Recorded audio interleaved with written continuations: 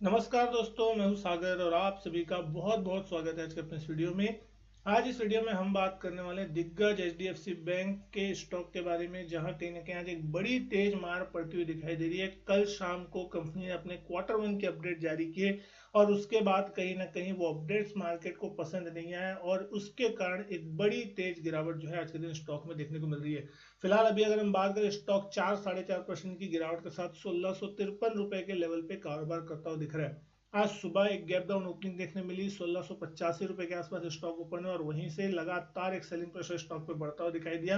Intraday लो लगभग 1648 रुपए के आसपास आज के दिन यहाँ पे स्टॉक ने छुआ है। 2 दिन पहले की मैं अगर बात करूं तो स्टॉक ने इंट्राडे हाई लगाया था, लाइफ टाइम हाई, जो कि 1794 का था। तो ऊपरी लेवल से अगर आप देख रहे हैं तो वहां से लगभग स्टॉक 140 रुपए से ज्यादा की गिरावट दिखा चुका है। कि जिन लोगों ने ऊपरी भाव पे एंट्री ली थी वो ऑलमोस्ट सारे के सारे ट्रैप हो गए अच्छी खबर के दम पे। तो कहीं ना कहीं आपको मान के चलना चाहिए कि कभी भी अच्छी खबर के दम पे उछल कूद के अगर आप लेते हैं तो फंसने के चांसेस भी हो सकते हैं।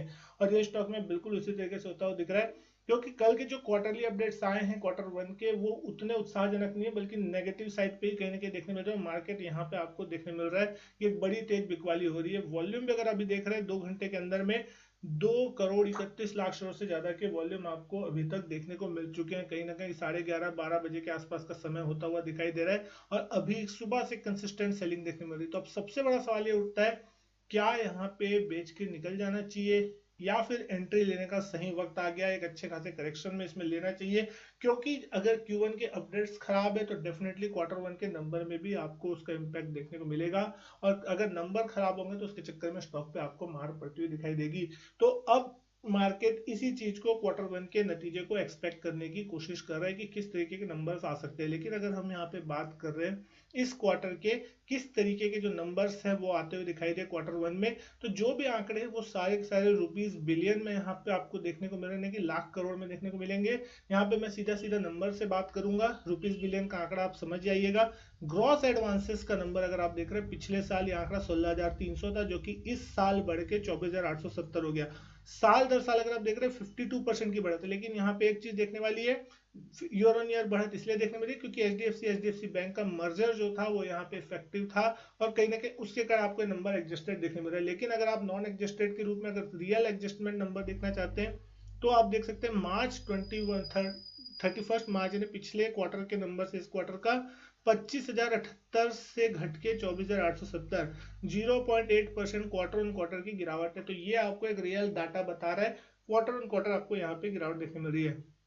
Advances under management period and के अंदर अगर आप देख रहे हैं 17,053 था, जो कि इस बार बढ़ के 25,750 हो गया। साल दर साल 51% की बढ़त जरूर है, लेकिन क्वार्टर ऑन क्वार्टर देखें तो 25,758 से घट के 25,750 हुआ, यानी कि ऑलमोस्ट नेट नेट 0% की यहाँ पे आपको बढ़त देखने मिल रही है। और एवरेज अगर आप देख रहे हैं तो 16,439 था, जो कि इस साल बढ़ के 25,325 हो गया। साल दर साल 54% के आसपास की बढ़त, लेकिन क्वार्टर ऑन क्वार्टर देखें तो 25,125 से बढ़ के 25,325 करोड़ पे 25,325 पे आंकड़ा आता हुआ दिख रहा है।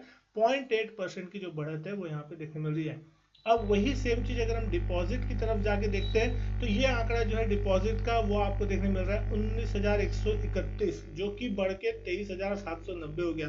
साल दर साल तो 24% की बढ़त यहाँ पे आपको देखने मिली, जो कि बहुत ही अच्छी कही जाएगी। लेकिन कहीं ना कहीं क्वार्टर ऑन क्वार्टर बेस पे देखेंगे 23,798 से बढ़ के 23,790 घट के ये हो गया नंबर, यानी कि यहाँ पे कोई ग्रोथ यहाँ पे डिपॉजिट में आपको देखने नहीं मिल रही है। वही जो सबसे बड़ा नुकसान देखने को मिल रहा है कंपनी के टर्म पे, जिसको यहाँ पे मार्केट नेगेटिव मान रहा है, वो है कासा डिपॉजिट। कासा डिपॉजिट का नंबर 8,130 आता हुआ दिखाई दिया था पिछले साल जून के क्वार्टर में, जो कि इस बार बढ़ के 8,635 होता हुआ दिख रहा है, जो कि साल दर साल 6.2% की बढ़त है।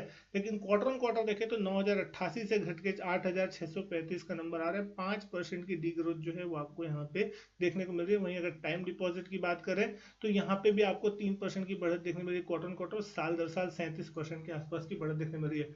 एवरेज डिपॉजिट्स में भी अगर आप देख रहे हैं यहाँ पे नंबर 18,240 से बढ़ के 22,830 साल दर साल हुआ और 21,836 से बढ़ के 22,830 आपको होता हुआ दिख रहा है। 4.6% की बढ़त है और साल दर साल आपको देखने मिल रही है 25% के आसपास की बढ़त।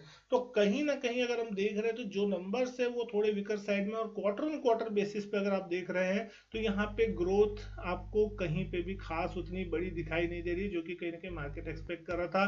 कासा के टर्म पे देखें चाहे एडवांसेस के टर्म पे देखें, यहाँ पे आपको एक डी ग्रोथ या एकदम लेकनेस देखने को कहीं ना कहीं मिल रही है, और उसका इम्पैक्ट जो है स्टॉक प्राइस पे आपको साफ देखने को मिल रहा है।